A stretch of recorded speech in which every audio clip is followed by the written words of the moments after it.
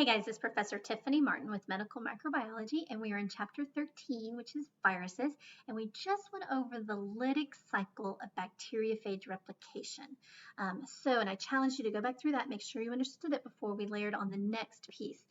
So we went back through here. This is the lytic cycle, and again, lots of different bacteriophage use this lytic cycle. This particular one is a T4 bacteriophage that invades E. coli. And this is where all the studies were done to understand this. So this is one type of bacteriophage called the T4. There are others, and this is the type of replication cycle it goes through, and it's called a lytic cycle. Now, I've mentioned that if a bacteriophage enters, that cell is going to die. Okay, it is going to die. Once a virus enters that cell, it is marked for death. The lytic cycle is a very quick method of death. Gets in there, right? 15, 20 minutes, 30 minutes or something. It gets in there and then it is going to release by lysis. There is another type of replication method done by other types of bacteriophage called the lysogenic replication cycle. And this one has a lot of similarities and there's some differences. So let's learn about the lysogenic. The lysogenic cycle, again, once a virus enters, a virion enters, that cell will eventually die. But in the lysogenic cycle, it actually slow plays it. It allows the bacteria cell to live and even replicate for a time period before it dies. And we'll see how that works. So lysogenic, think of that as a slow cycle, a slow death. Lytic, lysis, very quick death. So let's see the differences in the lysogenic and the lytic cycle. All right, a lot of similarities. Attachment, same thing, exact same thing. So you get attachment. Entry, same thing. That bacteriophage enters, the nucleic acid only enters, you get a ghost phage left behind, same thing. This is where the difference comes into. If a bacteriophage undergoes the lysogenic replication method, instead of immediately going into synthesis, assembly, followed by release, it enters a new stage called lysogeny.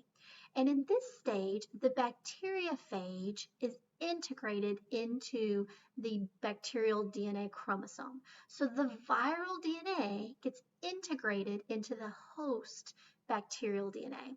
And then actually the virus lives for a while and can even replicate. So if I even go back to my drawing here, the viral nucleic acid has entered.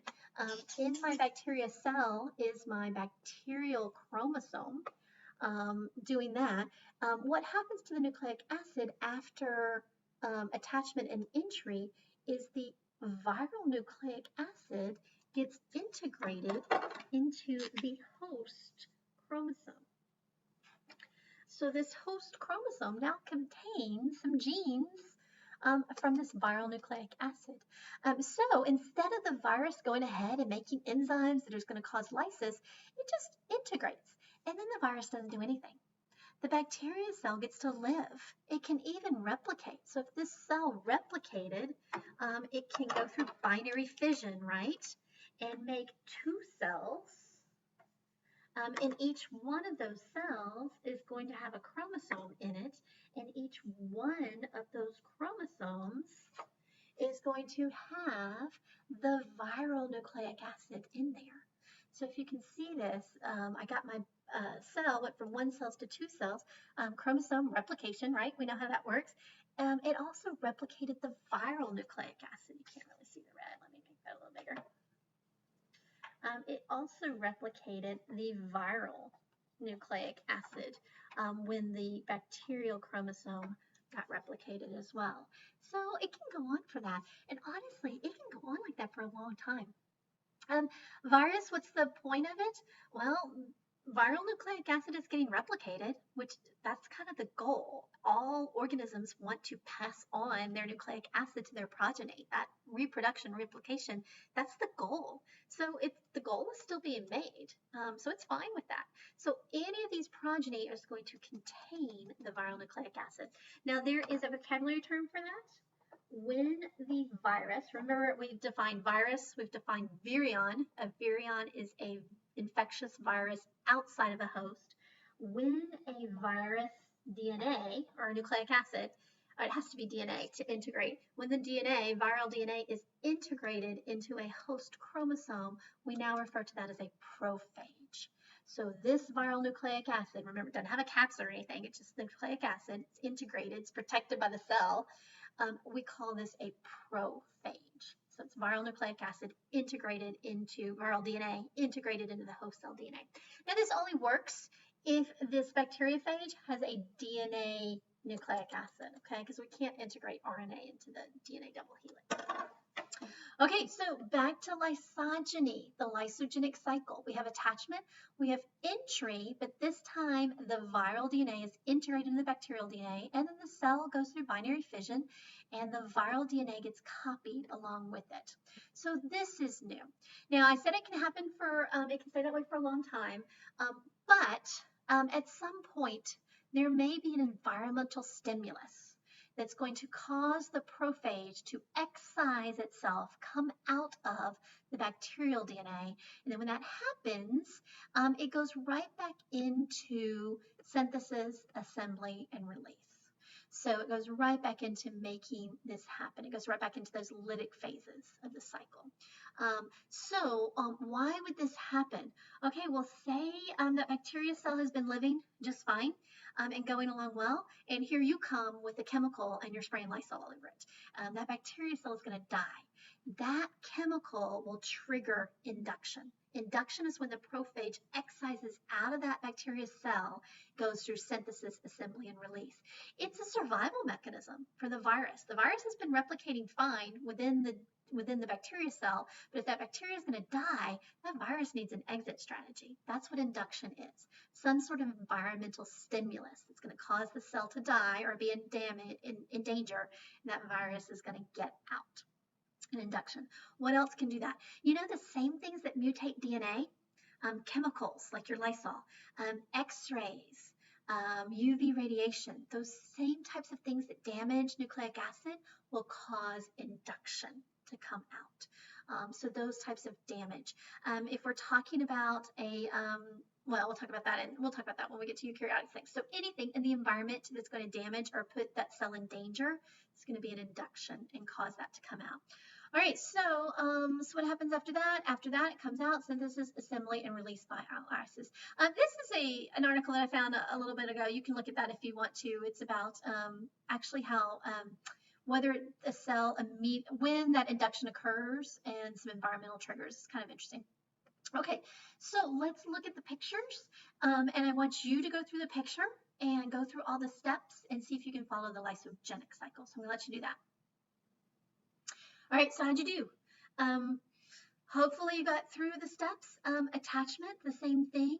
This lambda phage is an example of a bacteriophage that undergoes this lysogenic method. We got attachment, we got entry, and then instead of immediately going into synthesis, assembly, and release, it went into lysogeny. The viral DNA integrated into the chromosome, and now we call that viral DNA a prophage. Life continues, replication occurs, binary fission, until some sort of environmental trigger triggers that prophage to come out, excise, and then it goes right into synthesis. It makes nucleic acid, which degrades the bacterial chromosome. It makes capsomeres, it makes glycoproteins, it copies the viral nucleic acid. We put them all together, and then we get release. All right, so when I said when a virus enters a cell, it's eventually going to be a goner. It may not be immediately, and it could be that cell plus all of its progeny. But if a virus is present in that cell, it's eventually going to die. There's no way to protect itself from that virus, okay? All right, so this is where we would stop, and you would go to your study groups, groups in class, and explain that. So definitely take the chance to do that with your study groups and talk out these two things. Again, these are processes. It just helps to talk out. I am going to tell you the last couple of things in this video or about viruses I want you to know. Your question may be, okay, why do I care? Again, these are bacteriophage, bacteria that infect, or viruses that infect bacteria. Why do I care? again, the more we know, the more we can protect ourselves. But bacteriophages end up killing bacteria. Um, do we ever have a time where we want to kill bacteria? Of course, we have a pathogenic bacteria that has invaded us. Bacteriophage kill bacteria. We try to kill bacteria. Can we work together? Can we use bacteriophage to kill bacteria that are causing us diseases? And yes, we can. So let me describe this to you. There is something called bacteriophage therapy. Now, you may not have heard of this because we're kind of big on killing bacteria with drugs in this country, right? Antibiotics, we're going to have a whole chapter involved with drugs. So we like to kill bacteria by using different drugs, antibiotics, antimicrobials to kill bacteria. But there are other countries that kind of went down a different way, and they put a lot of research into bacteriophage. We've known about bacteriophage since the 1920s, so a long time. We've known about how viruses invade bacteria. And so back in the 20s, we were doing research in this country, we, meaning the United States, was doing research on bacteriophage therapy and how we could use that to protect ourselves. Because the first antibiotic, if you remember, that was Ehrlich's method of a silver bullet, and then it took Fleming to find that the fungus Penicillin could have an antimicrobial effect on bacteria, and it could inhibit the growth of bacteria. And then it took some biochemists to make that into a drug form. It wasn't until the 1940s and World War II that we had a defense against bacteria, a drug that would protect us against these bacterial infections that were killing everybody at the time period. So we used this during World War II. And the first drug was penicillin, and it was like a miracle drug. I think I mentioned this a little bit in chapter 1. It was a miracle drug. It was used on our soldiers in World War II. We were sending soldiers into battle, and unlike previous wars where they were dying from infections, post-surgical complications from infections, you remember Lister, you remember Civil War, we talked about that gangrene is when you get endospores or different bacteria during surgical methods, and then Civil War, you had to amputate because of these bacterial infections. So that was what was dealing with in the late 1800s. We learned, thanks to Lister and Semmelweis and Nightingale, how these aseptic techniques could be used to improve that. We started using chlorine and Lysol to sterilize, and other methods of sterilization. So we're protecting our soldiers that way, but they were still getting infections, bacterial infections from other ways. Sending them out to the Pacific, they were coming in contact with new microorganisms, a lot of sexually transmitted infections, and they couldn't fight. And we didn't have any ways to protect against that. And so penicillin was our first defense, and it became a miracle drug. You had a STD, you came in, you got some antibiotics, 10 days, you were back out fighting again. So this was huge. It was a big benefit. So after World War II, we started using this with our civilians, 1940s, 1950s. We started looking for other drugs. Once we found one, we were looking for others. Then we started modifying those drugs in the lab. So that started our whole kind of movement towards antibiotics. Okay, now, after World War II, what was going on in the world politically at that time period? So we finished World War II, but then that became the 1950s. We entered an era of the Cold War, where people were on one side, capitalism versus communism. We had the USA versus the Soviet Union at that time period. And there was a lot of, after the atomic bomb, there wasn't a lot of communication going on during that time period. So we entered this stage where communication between countries was stopped. And this also stopped the communication in the scientific communities between these countries. We were very afraid that other countries would use our research and data to create chemical warfare and bioterrorism, and whatever, that was true. So that's the stuff that was going on. So we continued in the USA to look at different drug therapies.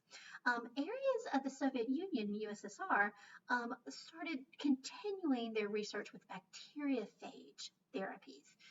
So using these viruses to kill bacteria, and they had a lot of success. So fast forward to today, and we're running out. Our drugs are becoming an issue where we have these superbugs. We have created these bacterium that are resistant to all the drugs we have. And as fast as we can make drugs, we have bacteria that are evolving and adapting and becoming resistant to those drugs. So this is a problem. And so back in the USSR, now it's not USSR anymore, but in the former Soviet country, there's a country called Georgia. They did a lot of research, and they're targeting Western countries and saying, hey, we've got other alternatives. If you have an infection and it's not being cured by drugs, we have some other alternatives, and it's this bacteriophage therapy. We've got a lot more communication now, and actually there's some conjunctions. We've had some bacteriophage, some viruses shipped from there to treat some of our patients that have these superbugs, these resistant bacteria that we just don't know how to cure. We've had some success for that. So let's talk about bacteriophage therapy and what's some of the advantages from that.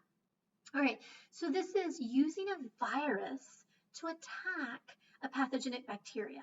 Now, we talked about attachment and those glycoproteins, and these viruses are very specific. They're not going to attack my liver or my heart. They're only attacking a bacteria. And in fact, they're only attacking that bacteria that has that target, that specific protein that it uses as a receptor that can get in. So unlike our broad spectrum antibiotics that wipe out all the bacteria, including good bacteria, these bacteriophages can be highly specific. So that's an advantage from that. They're cheap, so we're not producing drugs. This is a virus. All we have to do is maintain it in the laboratory. All we have to do for that is give it a host to maintain it in the laboratory. So they're cheap. You can start with a very small amount. Remember, one virion finds a host, 200 in a short amount of time period. So we can start with a very small amount, and then it replicates inside the body, and it will continue to replicate until there's no more of that pathogenic bacteria present. So that's a good thing. After that, if there's no more of that pathogenic bacteria, our bodies are really good at getting rid of stuff. Our bodies will just naturally purge it, and get rid of that. So that's a good thing. It's not going to stay in our body and build up things. Because it's not targeting human cells, there's hardly any side effects. Because it's not targeting our good bacteria, there's not very many side effects. So that's a benefit from that. We've already mentioned how quickly they can replicate. We know that bacteria replication, binary fission, 1 to 2, 2 to 4, 4 to 8, that logarithmic growth can happen very quickly. But that viral growth, that viral replication, going from 1 to 200 and then 200 to the 200th power, that is much faster. So that can very quickly clear out a bacterial infection. And then I've already mentioned, once it's done that, it can go away. All right, so lots of positives right this.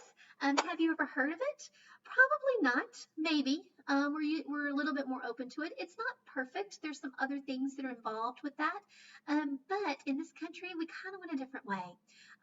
There's not a big push. If you talk about to people saying, oh, I'm going to give you this virus to attack your bacteria, people have got some issues with that. And again, we don't have as much research. It's been going on for a long time in other countries. They have decades worth of good research data on that, but it's just not been very popular in this country. Now, we are getting to the point where, and again, we put a lot of money and emphasis into the drug community, and so there's not a lot of push from the drug community to look at this either. But once we get these superbugs, we've got to have some other options. So it is coming up a little bit more. We are using this as an option. So that is a way that we can use bacteriophage to help us to fight these bacteria. All right, let me tell you one other thing about this, or about bacteriophage and why we care. There's a phenomenon that we see called lysogenized conversion. So you remember the lysogeny replication method, that you have that viral nucleic acid that is integrated into the bacterial chromosome for that. Again, remember back here, I've got my viral nucleic acid integrated into that bacteria. So that can make a difference in this bacteria. It's got something new in it. It may have interrupted some other things. It can make a difference in the behavior of this bacteria, and we refer to that as lysogenized conversion. This bacteria, because it has undergone lysogeny and has this prophage, it's going to be converted in some way. It's going to have some different characteristics. So let me give you a couple examples of lysogenized conversion. So one example, there's a bacteria called Streptococcus Pyogenes. If we get invaded by Streptococcus Pyogenes, this is a bacteria that can cause strep throat. We get it, we get strep throat. How do we fight strep throat? You know, most of you have had some personal experience with this. You go to the doctor and you get an antibiotic. So Streptococcus Pyogenes gets invaded, causes strep throat. But Streptococcus Pyogenes can be used as a host for a specific virus, for a specific bacteriophage. This particular bacteriophage invades the bacteria Streptococcus pyogenes and undergoes lysogeny. So it integrates and becomes a prophage in the Streptococcus pyogenes. Now, if we get invaded by this lysogenized Streptococcus pyogenes, so a bacteria that contains this particular bacteriophage, we don't get the disease strep throat. It actually changes how Streptococcus pyogenes infects us and the damage it can cause, and would actually result in a different disease called scarlet fever. Now, you may not remember much about scarlet fever because we don't see it very much anymore, because it used to be a disease that infected, you know, before antibiotics, so before 1940s, people would die from scarlet fever. They would get it, causes high fever, a lot of similarities to strep throat, but even some additional ones, causes a big rash all over. And again, the mortality rate was much higher. People would die from scarlet fever, or they could have other severe side effects like blindness and other things that could come from that. Nowadays, we still get the disease scarlet fever. It still pops up, but we have antibiotics. So we get rid of it very quickly before that bacterial disease can cause those damaging side effects. But what's going on now is that the same bacteria with a bacteriophage causes a completely different disease. So that's an example of lysogenized conversion, how that bacteria has different properties and can do different things because of the presence of a bacteriophage. So that's one example. There's another one. You know your vaccine DTaP or Tdap, depending on whether you're a baby or an adult. It stands for Diphtheria, Tetanus, and Pertussis. So vaccine that protects us against those diseases. Well, diphtheria used to be a bad disease. Again, it's caused by bacteria, so now we just treat it with antibiotics. But the bacteria that causes this is called Corynebacterium diphtheriae. If it is just the bacteria and no bacteriophage involved with it, it actually doesn't even cause a disease. It doesn't cause a disease at all. It's only if Corynebacterium diphtheriae becomes lysogenized, has a prophage, a bacteriophage integrated into that it even causes the disease. So lysogenized conversion is a way where it changes the bacteria and leads into a different outcome for that, because now the bacteria has some different characteristics. Okay, lytic and lysogenic phase. Go back through those. Those are big ones. Talk them out and get them down, and then I'll see you in the next one.